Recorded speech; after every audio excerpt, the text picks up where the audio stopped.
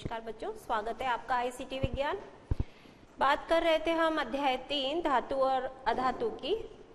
धातुओं के रासायनिक गुण चल रहे थे बच्चों। 3 रासायनिक गुण हम ले चुके थे, एक बार फिर से हम दोहरा देते हैं आपके सामने। पहला जो गुण था बच्चों वो था वायु में दहन, यानी ऑक्सीजन से क्रिया हमने देखी थी। दूसरी बात बच्चों हमने की थी जल के साथ क्रिया कैसे करती हैं अलग अलग धातुएं, और तीसरा हमने देखा था क्या, अम्लों के साथ क्रिया। एक्वारेजिया के साथ हमने अपनी बात खत्म की थी बच्चों। उसके बाद आज हम चौथा पॉइंट ले रहे हैं धातुओं के रासायनिक गुणों में भी, कि एक धातु जब किसी दूसरी धातु के लवण के विलयन के साथ, एक धातु जब दूसरी धातु के लवण के विलयन के साथ क्रिया करती है तो उस समय क्या होता है। हम ये वाली चीज बच्चों अध्याय 1 में भी पढ़ चुके हैं, याद कीजिए, थोड़ा सा दिमाग पे जोर डालिए। कहाँ पढ़ी है अध्याय 1 में हमने, सोचिए। आपने संयोजन अभिक्रिया, वियोजन अभिक्रिया और उसके बाद पढ़ी थी बच्चों विस्थापन अभिक्रिया। बिल्कुल सही, विस्थापन अभिक्रिया में हमने जो बात पढ़ी थी वही बात हम यहाँ पर भी फिर से दोहरा रहे हैं। तो जब भी बच्चों कोई भी धातु किसी दूसरे धातु के लवण के विलयन के साथ क्रिया करती है और यदि वो क्रियाशील अधिक है, तो अधिक क्रियाशील धातु कम क्रियाशील धातु को धक्का देकर हटा देती है। हमने उस समय भी ये वाली बात की थी। तो अधिक क्रियाशील धातु बच्चों कम क्रियाशील धातु को उसके लवण के विलयन से हटा देती है और स्वयं उसकी जगह ले लेती है।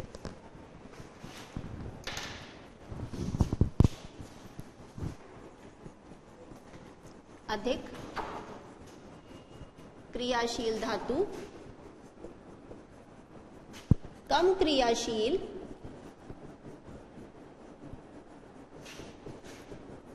धातु को उसके लवण के विलयन से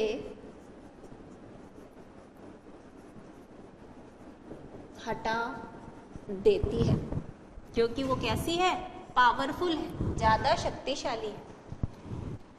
यदि हम ये बात करें, कोई हमारी धातु A है और हमारे पास धातु B के लवण का विलयन है,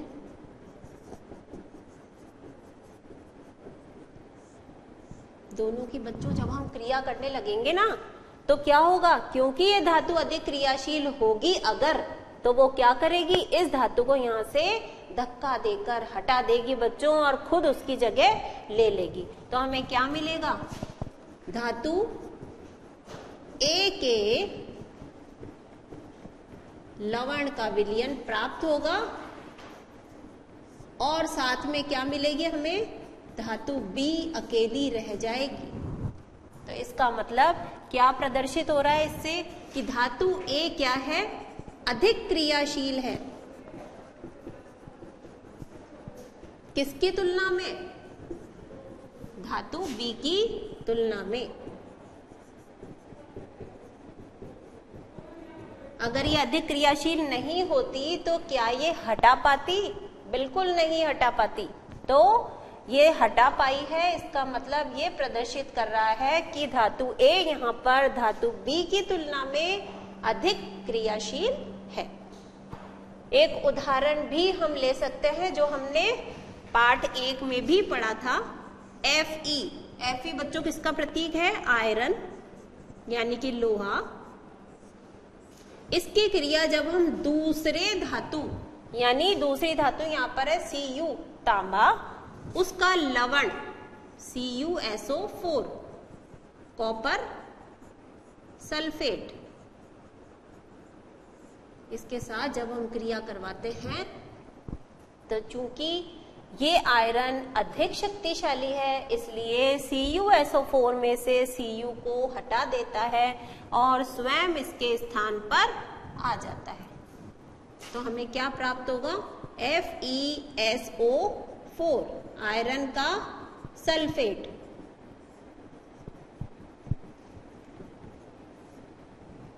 और क्या अकेला रह जाएगा, Cu, ये तांबा हमारा अकेला रह जाएगा, तांबा कॉपर को ही तांबा कहते हैं बच्चों, अंग्रेजी में कॉपर है, हिंदी में तांबा है।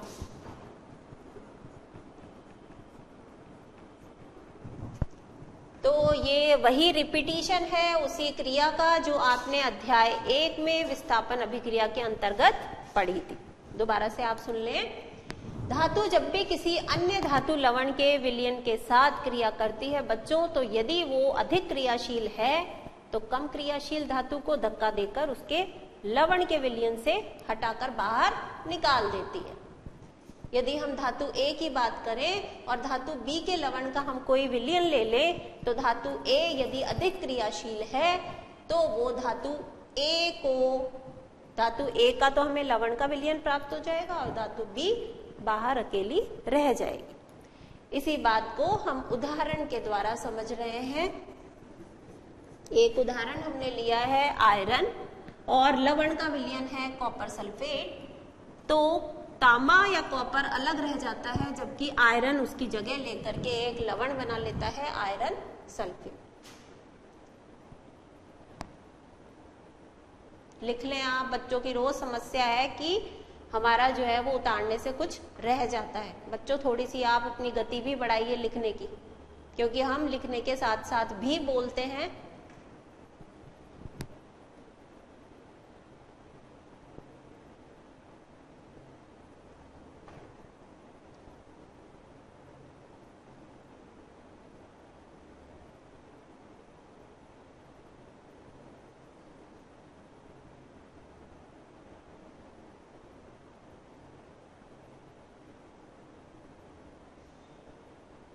लिख लिया होगा आप लोगों ने। आगे बात करेंगे बच्चों हम 5वें पॉइंट के रूप में सक्रियता श्रेणी।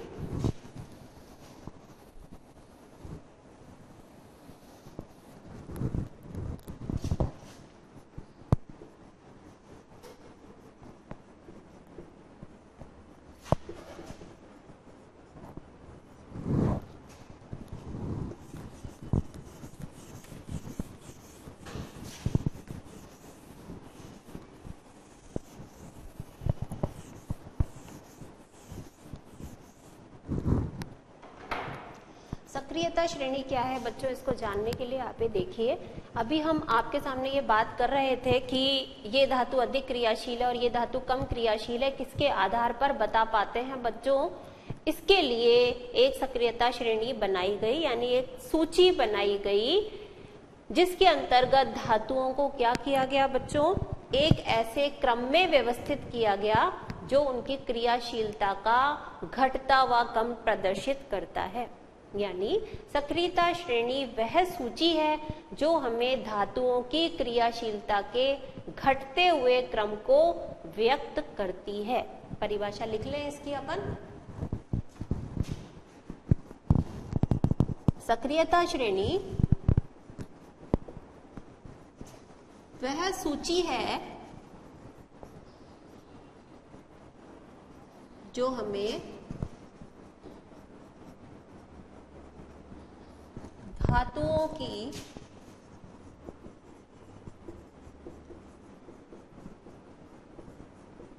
क्रियाशीलता के घटते हुए क्रम, घटते हुए क्रम को क्या बोलते हैं बच्चों, अवरोही। बढ़ता हुआ क्रम तो क्या कहलाता है, आरोही यानी चढ़ना, और अवरोही यानी उतरना। तो सक्रियता श्रेणी वह सूची है जो हमें धातुओं की क्रियाशीलता के घटते हुए क्रम को प्रदर्शित करती है।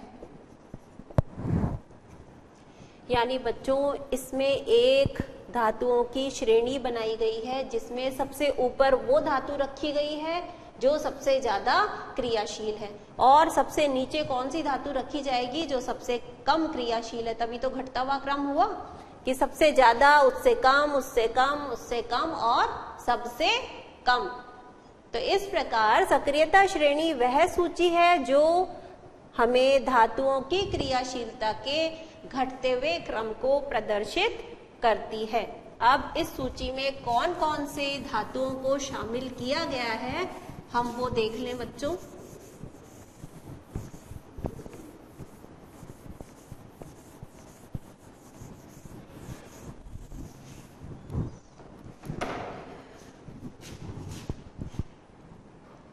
कैसे है?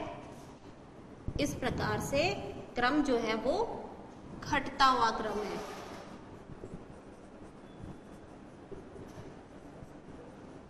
सबसे ऊपर सबसे अधिक क्रियाशील धातु और सबसे नीचे सबसे कम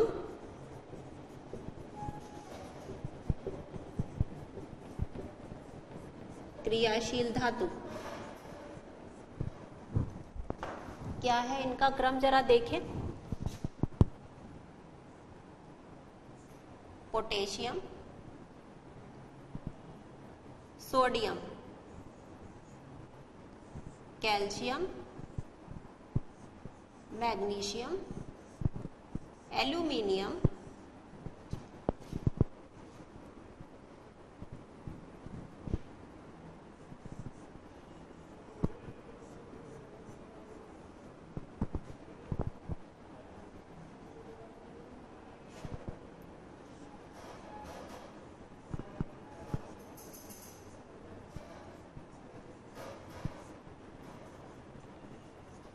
ये क्रम है बच्चों।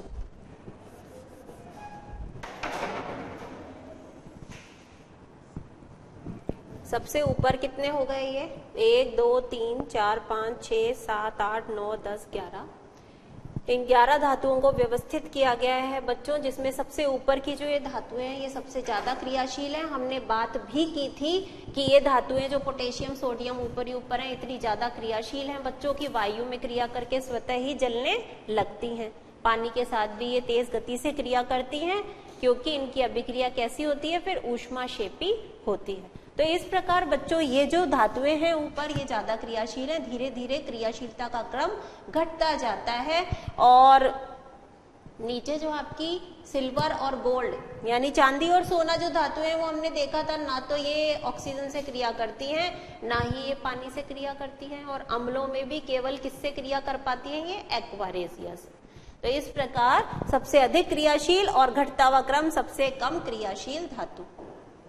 इनके नाम आप एक बार नोट कर लें बच्चों। के से है आपका potassium, Na sodium, Ca calcium, M बड़ा G छोटा magnesium, Al aluminium, Zn zinc, Fe iron, Pb lead, Cu copper, Ag silver और नीचे लास्ट Au गोल्ड। अब प्रतीक तो आपको बच्चों याद होने ही होंगे।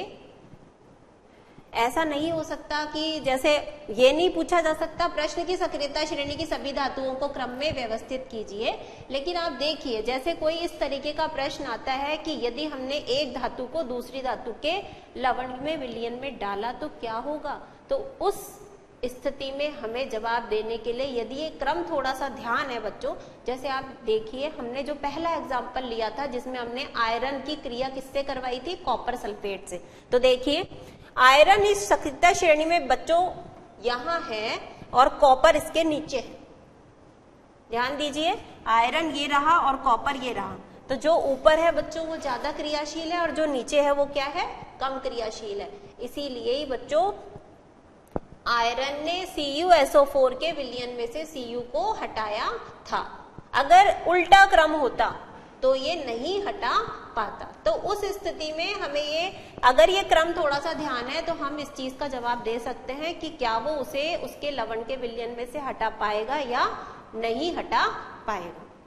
अब बात ये आती है कि जैसे अपन इसको थोड़ा सा ध्यान ही कैसे रखें। तो बच्चों ये कहीं तरीका है नहीं, ये मैं ही बता रही हूं आपको तरीका, और आपके लिए आपकी पहुंच में एक सेंटेंस यदि हम याद कर लें बच्चों तो उसके हिसाब से हम इसको क्रम को आसानी से याद कर सकते हैं। वो क्या है आप थोड़ा सा पहले नोट करें।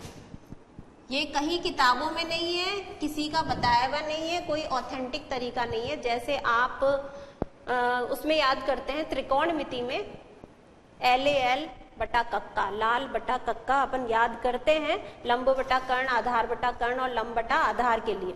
तो वैसे ही बच्चों हमने इसको सरल बनाया है कि आप इसको किस तरीके से याद कर पाएंगे।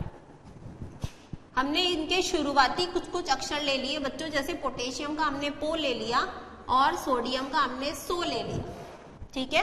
कैल्शियम का हमने कै ले लिया, मैग्नीशियम का मै ले लिया और एल्यूमिनियम का एल ले लिया। उसके बाद जिंक का हमने जी ले लिया, आयरन का आ ले लिया, लेड ले, कॉपर का और सिल्वर का सी और गोल्ड का ग। सबके हमने शुरुआती अक्षर ले लिए। अब इससे हम एक वाक्य बना सकते हैं बच्चों। आपके पास आ गया पोसो कै म एल जी आ ले का सी ग। अब कैसे बनाएंगे आप इसे देखिए। पोसो एक नाम हो गया, ये इसको जोड़ दीजिए पोसो। उसके बाद क म एल यानी कैमल, कैमल यानी ऊंट। तो आप इसे देखिए, एक कैमल है जिसका नाम है पोसो। पोसो कैमल, जी से जिसे, आ से आप, जिसे आप, ले से लेकर, का से काम, सी से काम से गए। दोबारा से सुने, पोसो कैमल जिसे आप लेकर काम से गए। अब आप इसको ध्यान रख लें अगर, तो आसानी से ये आपको याद हो जाएंगे। पो का फिर आप पूरा कर दीजिए पोटेशियम, सो का सोडियम, कै का कैल्शियम, मै का मैग्नीशियम, एल का एल्यूमिनियम, जी का जिंक, आ का आयरन, ले का लेड, का कॉपर, सी का सिल्वर और ग का गोल्ड। तो यदि आप करना चाहें बच्चों तो इस तरीके से आप कर सकते हैं। पोसो कैमल जिसे आप लेकर काम से गए। तो आपको ये कहीं किसी किताब में नहीं मिलेगा, ये तो मैंने आपको इसको इजी तरीका बनाने के लिए आपको बताया, ठीक है।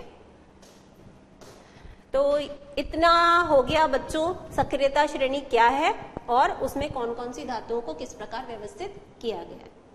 आप इसको नोट कर लें क्योंकि ब्रेक का समय हो गया है, बाकी बात बाद में करेंगे। फटाफट लिख लें। Potassium, sodium, calcium, magnesium, aluminium, zinc, iron, lead, copper, silver और गोल्ड। अभी सक्रियता श्रेणी की क्या महत्ता है, एक तो अभी अपन ने बात कर ली, एक और महत्ता है उसकी बात हम करेंगे बच्चों छोटे से ब्रेक के।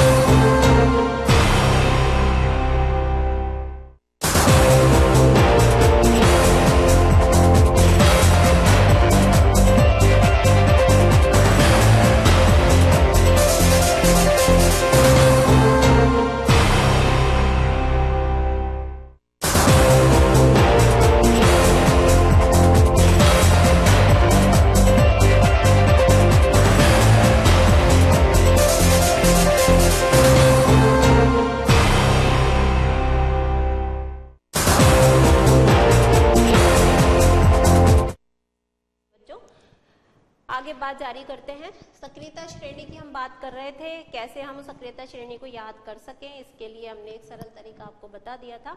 अब आती है बात, इसका महत्व क्या है, सक्रियता श्रेणी का महत्व।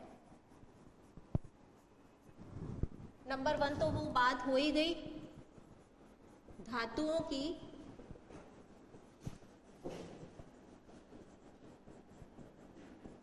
क्रियाशीलता का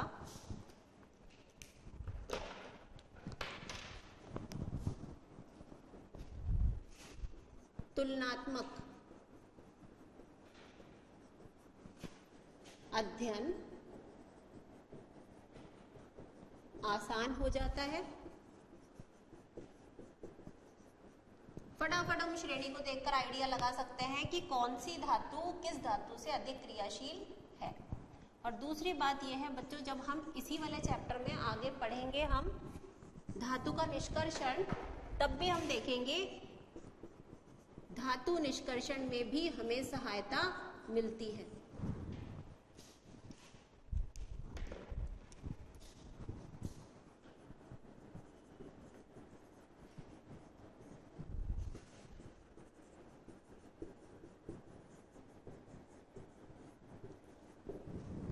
जब हम बच्चों आगे का पोर्शन लेंगे तो हम उसमें धातु निष्कर्षण पढ़ेंगे, तो अभी घबराने की जरूरत नहीं है कि आखिर ये धातु निष्कर्षण है क्या। अभी हमें ये ध्यान रखना है कि धातु निष्कर्षण में भी हमें इस श्रेणी से ये सहायता मिल जाती है कि कौन सी धातु अधिक क्रियाशील है, कौन सी कम है, तो और कौन सी मध्यम दर्जे की है।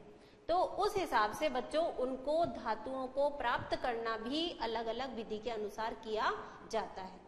तो इस प्रकार आपको ये ध्यान रखनी है, यदि हमसे सक्रियता श्रेणी का महत्व पूछा जाता है तो हम 2 महत्व आसानी से बता सकते हैं।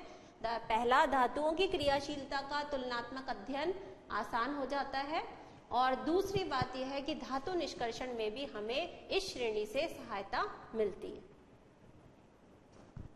उसके बाद बच्चों हमें लेना है अगला पॉइंट कि धातु अधातु से किस प्रकार क्रिया करती है।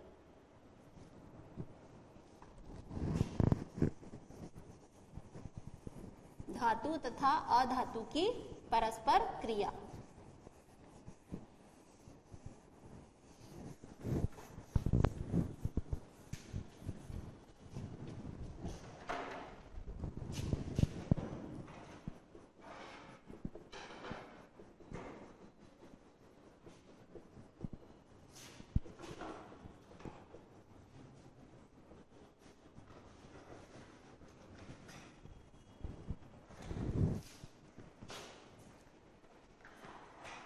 लिख लिया होगा बच्चों।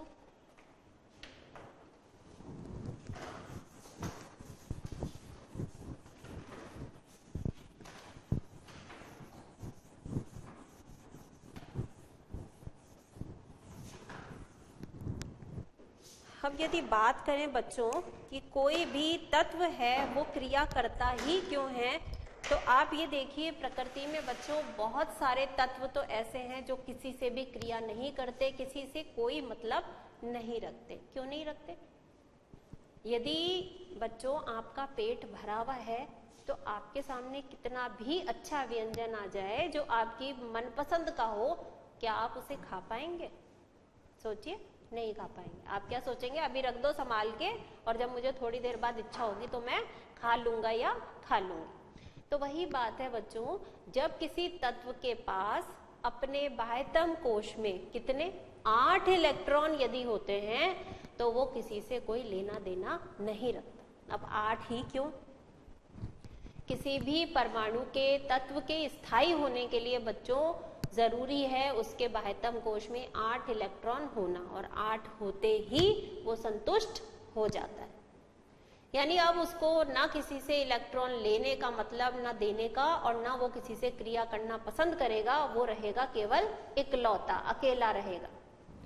लेकिन जब इससे उलट बात होगी, किसी तत्व के पास 8 इलेक्ट्रॉन से या तो कम है या 8 इलेक्ट्रॉन से कुछ ज्यादा हो गए, तो दोनों स्थितियों में बच्चों वो क्या करेगा, ऐसे प्रयास करेगा कि उसके पास कितने रह जाएं, 8 इलेक्ट्रॉन हो जाए। तो बस यही बात आ जाती है बच्चों कि धातु जो है वो क्या करेंगी, अधिकतर धातुओं के पास बाह्यतम कोश में बच्चों या तो 1, 2 या 3 इलेक्ट्रॉन होते हैं, और यदि वो धातु उन 1, 2 या 3 इलेक्ट्रॉन को त्याग दे तो अब जो बाद का कोश बचेगा ना बच्चों, उसमें क्या होगा, उसके पास पहले से ही 8 है, तो वो क्या हो जाएगा, स्थायी हो जाएगा। तो इस प्रकार धातु क्या कोशिश करती है कि मैं अपने 1, 2 या 3 इलेक्ट्रॉन को त्याग दूं और स्थायी विन्यास प्राप्त कर लूं। उसी प्रकार जो अधातु होती हैं उनके पास 8 से कुछ इलेक्ट्रॉन कम होते हैं। ऐसा हो सकता है या तो 1 ही इलेक्ट्रॉन कम हो, या 2 हो, या 3 इलेक्ट्रॉन कम हो। तो वो क्या करेगा कि मुझे कहीं से उधारा मिल जाए और मेरे पास भी कितने हो जाए, 8 इलेक्ट्रॉन हो जाए। तो इस प्रकार बच्चों धातु क्या करती है, इलेक्ट्रॉन देने की कोशिश करती है और अधातु इलेक्ट्रॉन लेने की कोशिश करती है। जब दोनों इलेक्ट्रॉन लेकर देकर अपना काम पूरा कर लेते हैं तो आपस में मिलजुल जाते हैं और एक यौगिक का निर्माण कर लेते हैं बच्चों, जिसे हम आयनिक यौगिक कहते हैं। आप उदाहरण ले सकते हैं एक, उससे पहले हम एक स्लाइड के माध्यम से इसको समझने का प्रयास करते हैं। आइए, यह है बच्चों आपके पास एक उदाहरण सोडियम क्लोराइड, जिसे हम साधारण भाषा में नमक कहते हैं, उसका निर्माण कैसे होता है। ये देखिए कुछ इस प्रकार का आप एक अनुभव कीजिए, जहां आपका ये Na लिखा है बच्चों, ये देखिए ये है Na, आपको पता है ये अब किसका प्रतीक है, सोडियम का। Very good. सोडियम क्या है बच्चों, एक धातु है।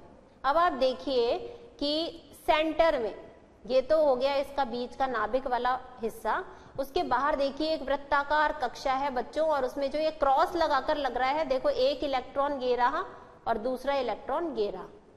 तो पहले कक्ष में होगा इसके पास 2 इलेक्ट्रॉन, उसके बाद दूसरे घेरे पर नजर डालिए, दूसरे घेरे में बच्चों 2 ये रहे, 2 ये रहे 4, 2 ये रहे 6 और 2 इलेक्ट्रॉन ये रहे 8। तो दूसरे वाले घेरे में कितने हो गए बच्चों, 8 इलेक्ट्रॉन हो गए। लेकिन अब तीसरे घेरे पर आइए, तीसरे घेरे पर आइए बच्चों, और यहां आप देखिए इसमें ये जो एक लास्ट वाला घेरा चल रहा है बच्चों, उसके अंदर कितना इलेक्ट्रॉन है, केवल ये 1 नजर आ रहा है। अब इकलौता इलेक्ट्रॉन है। क्या संभावना हमने बताई थी कि इसके बाह्यतम कोश में 1 इलेक्ट्रॉन है बच्चों, और इसकी प्रकृति कैसी है, धातु। तो धातु इलेक्ट्रॉन त्यागने की प्रवृत्ति रखते हैं, इसीलिए तो अपन ने इनकी जब प्रकृति पढ़ी तो क्या बताया था, विद्युत धनी होते हैं, यानी इलेक्ट्रॉन का त्याग करना पसंद करते हैं। अब यदि ये इस इलेक्ट्रॉन को यहां से किसी को दे दे तो बच्चों बाह्यतम कोश पूरा खाली हो जाएगा, और अब इसका सबसे जो बाहरी कक्ष है वो कौन सा बचेगा, जिसमें कि 2 और 2 4 और 2 6 और 2 8 इलेक्ट्रॉन है। तो यानी ये कैसा हो जाएगा, स्थायी विन्यास वाला हो जाएगा। दूसरी तरफ आप देखिए ये Cl क्लोरीन, क्लोरीन क्या है, एक अधातु है। आप देखिए इसका जो बच्चों सबसे पहला वाला कक्ष है उसमें भी एक गोले, नीले रंग का डार्क गोला दिखाई दे रहा है, 1 इलेक्ट्रॉन ये रहा और दूसरा इलेक्ट्रॉन ये रहा। दूसरे वाले कक्ष की बात करें बच्चों, 2 इलेक्ट्रॉन ये रहे, 2 ये रहे, 2 और 2 4, 2 और 2 6 और फिर 2 इलेक्ट्रॉन और, तो कितने हो गए 8। तीसरे वाले घेरे में यदि हम चलते हैं बच्चों तो 1 इलेक्ट्रॉन ये रहा आपका, तीसरे वाले की बात कर रहे हैं हम, 2 ये रहे, 2 और 1 3, नीचे 2 5 और इधर 2 7, यानी टोटल हमारे पास हो गए 7 इलेक्ट्रॉन। अब क्या कर सकता है बच्चों ये, यदि ये सोडियम का परमाणु इसके लिए कैसा बन जाए, उदार बन जाए और इसको दे दे यहां से अपना 1 इलेक्ट्रॉन, क्योंकि इसके पास तो वैसे भी ज्यादा है बच्चों, तो ये इसको क्या कर दे, इसको यहां दे दे, तो उससे क्या हुआ, इसका भी भला, क्योंकि ये भी स्थायी हो गया और इसका भी भला।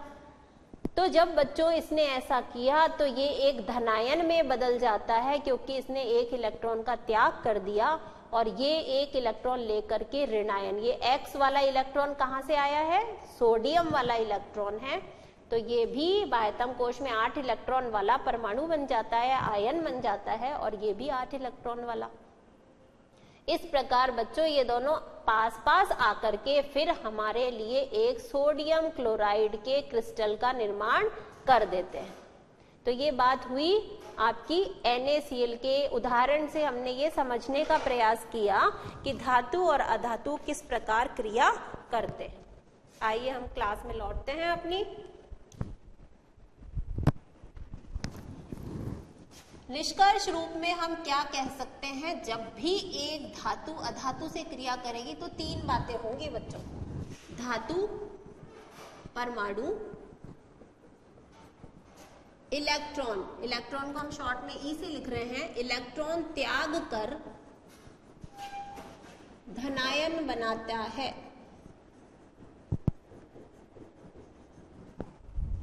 दूसरी बात, अधातु परमाणु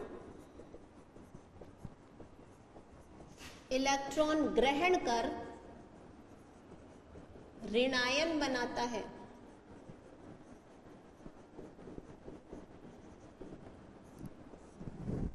और तीसरी बात जो हमारे सामने आती है, धनायन और ऋणायन, धनायन प्लस ऋणायन आपस में स्थिर वैद्युत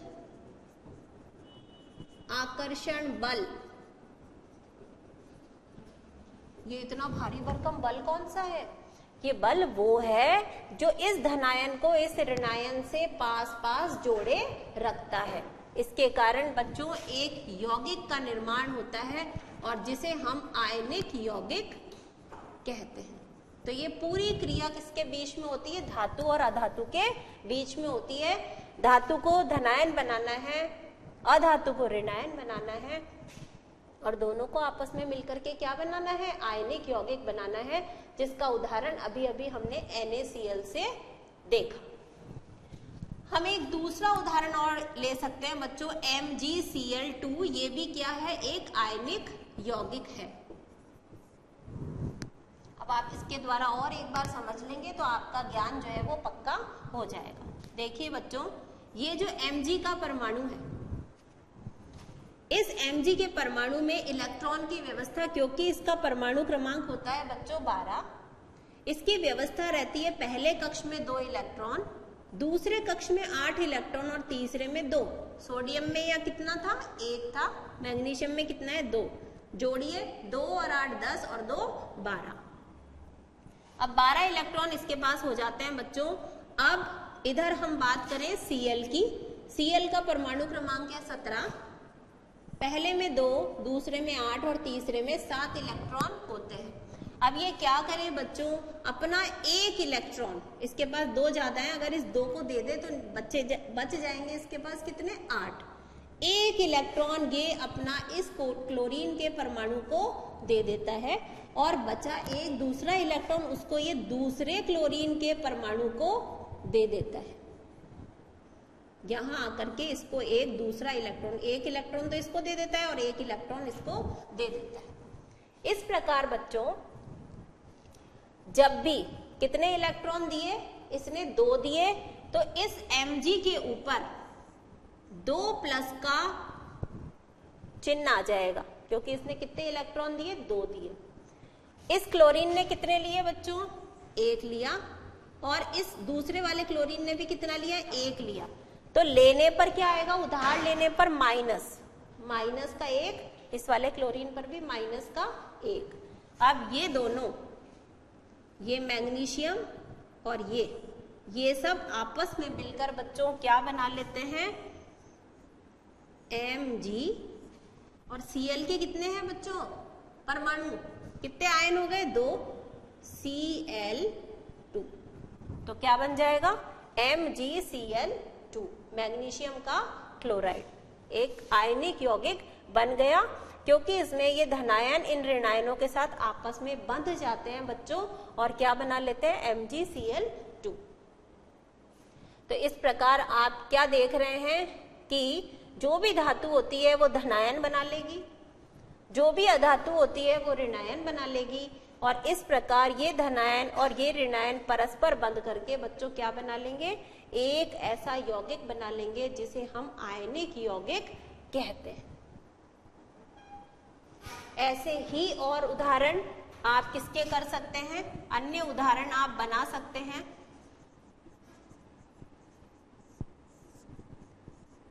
Na2O, MgO, इन सब के दोनों के उदाहरण भी आप कोशिश कर सकते हैं बनाने की।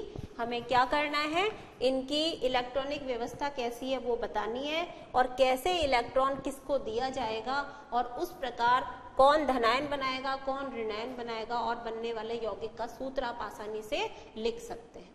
तो इस प्रकार हमने क्या सीखा बच्चों, धातु अधातु परस्पर क्रिया करके आयनिक यौगिक का निर्माण कर लेते हैं। आगे बच्चों ये जो आयनिक यौगिक हैं, अभी क्योंकि समय हो चला है, अगली क्लास में हम लेंगे कि इन आयनिक यौगिकों के कौन कौन से गुण होते हैं, और जो हमने आज टॉपिक पढ़ा उससे संबंधित बोर्ड परीक्षा में आए हुए प्रश्न, और उसके बाद हम बात को अपनी आगे बढ़ाएंगे। नोट कर लें आप थोड़ा सा, और इन दोनों उदाहरणों को आप करके देखिए। जहां आप अटकेंगे अपने विद्यालय में मौजूद शिक्षक शिक्षिका से समझने का प्रयास कीजिएगा। जहां आपको लगता है कि कोई कठिनाई आती है, जहां तक है आएगी नहीं।